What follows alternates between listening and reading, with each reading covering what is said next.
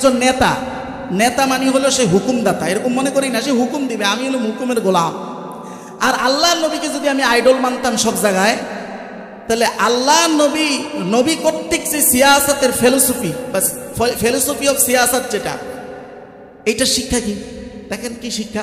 নবী করিম সাল্লাল্লাহু আলাইহি ওয়াসাল্লাম মুসনাদে আহমদের হাদিস, হাদিস নাম্বার ২৩,৫৮০ নং হাদিস, রাসূলুল্লাহ এখানে বলতেছেন, ধারণা দিতেছেন যে সাইয়্যিদুল কওমি খাদিমুহুম, মনে রাখো উম্মত, একজন দলনেতা, একজন জাতির নেতা, সে সেই জাতির একজন মাত্র সেবক, এর চাইতে বেশি কিছু না। বলেন না সুবহানাল্লাহ, একজন সেবক, এর চাইতে বেশি কিছু না।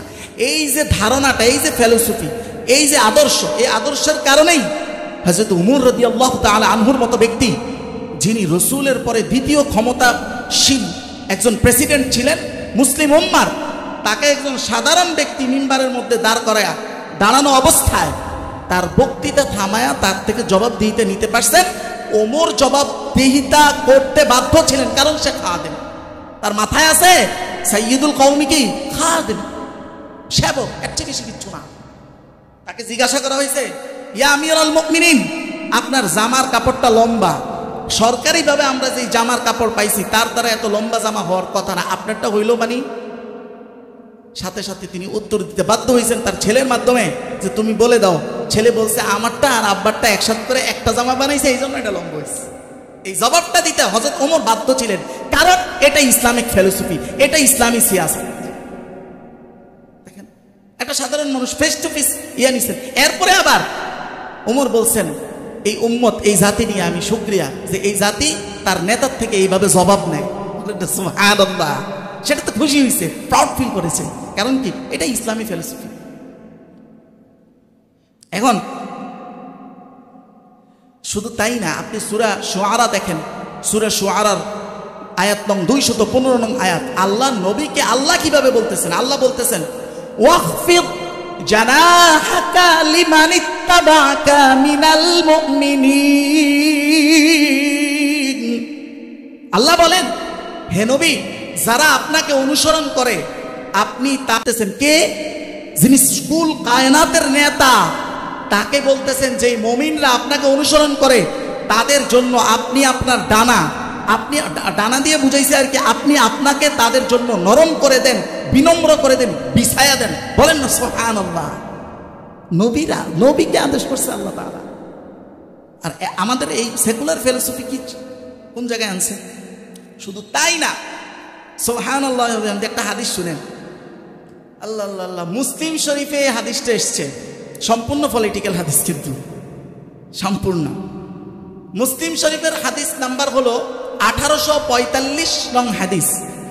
নবী ধারণা দিতেছেন, নবী কর্তৃক সিয়াসতের ধারণা দেখেন কেমন।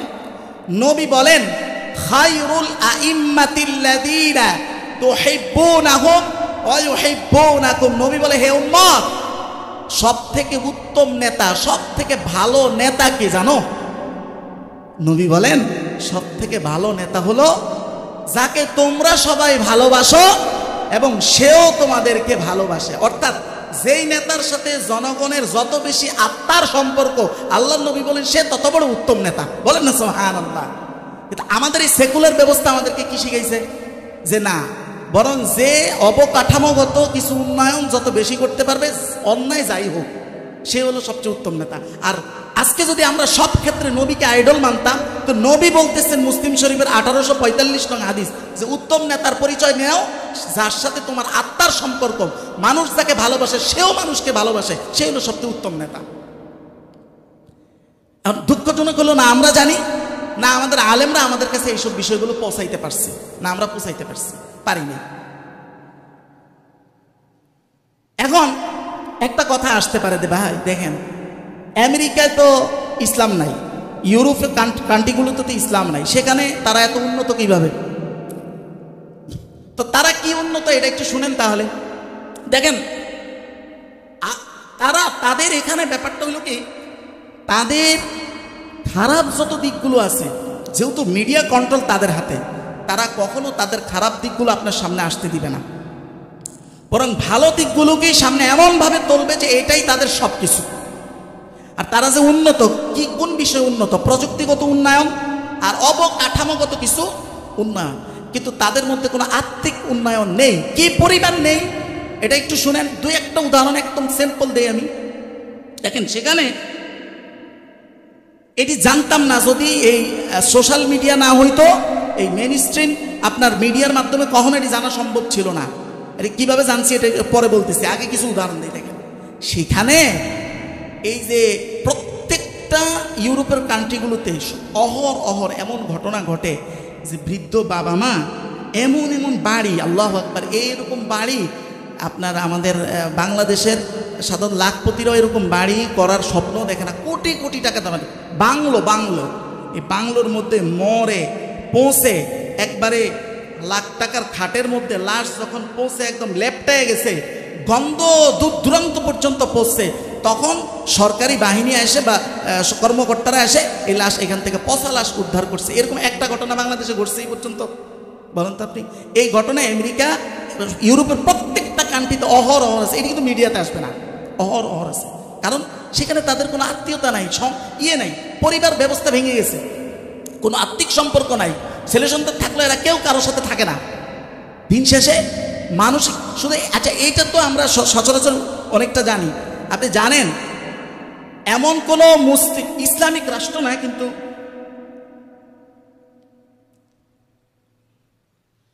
এটা কি ভিতরে চিঠি, এটা কি করতে হইব? পড়ে শুনাইতে হইব?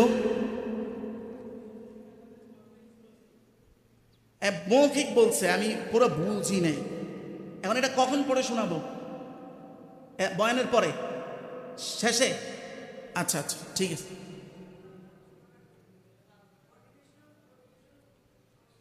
আচ্ছা কি লেখছে এটার মধ্যে?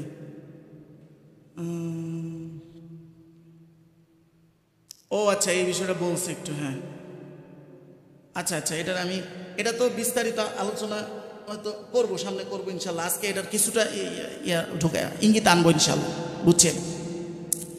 তো এবার দেখেন সেখানে এই যে আলোচনা আপনি চাইছেন এটার মধ্যে এটাই আছে। দেখেন আপনি খেয়াল করেন আমার আলোচনাটা, সেখানে এরকমও ঘটনা আছে যে দেখেন এত প্রযুক্তি, এত অবকাঠামো, কোনো কিছুর অভাব নাই, তারপরও প্রত্যেকটা ইউরোপ কান্ট্রিতে এমন এমন স্থান আছে যেগুলোকে বলা হয় আত্মহত্যার পার্ক। মানে সেখানে স্বাধীনভাবে মানুষ আত্মহত্যা করে। এমনকি সেখানে আত্মহত্যার স্বাধীনতার জন্য বহুত আন্দোলনও হয়েছে যে আমাদেরকে আত্মহত্যা করার স্বাধীনতা দেওয়া হোক। এটা কোনো ইসলামী রাষ্ট্র লাগবে না, ইসলামী ভাবধারা ন্যূনতম আছে এমন একটা রাষ্ট্রের মানুষের এই অবস্থা হয়? জীবনে শুনছেন, কল্পনা করবেন এটা হয়? হয় না। আমরা যে এত কন্দলের মধ্যে আছি তাও তো আমাদের মধ্যে এই পরিস্থিতি হয় না। এত টেকনোলজি, এত কাঠামোগত, তারপরেও তাকে সে বাঁচতে চায় না, সে মরতে চায় কেন? আপনার কি বুঝে আসে? এবার বুঝেন ইসলাম কি জিনিস, কেন বাঁচতে চাইবে বলেন? কেন বাঁচতে? আমি একটা উদাহরণ দিই, এটি কিভাবে জানছি। আপনার এই বিভিন্ন সোশ্যাল মিডিয়া, মিশরের একজন ইউটিউবার আছে বিখ্যাত, সে এগুলো ওই ব্লগিং করে করে প্রত্যেকটা স্থানে গিয়ে গিয়ে এগুলো দেখাইছে।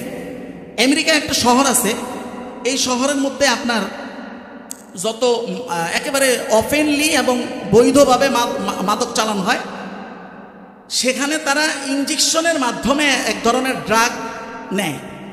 এই ড্রাগের প্রতিক্রিয়া কি, যে এই ড্রাগ নিলে পরে একবার যদি এই ড্রাগে কেউ অ্যাডিক্টেড হয়ে যায় তো তার পরিণাম মৃত্যু।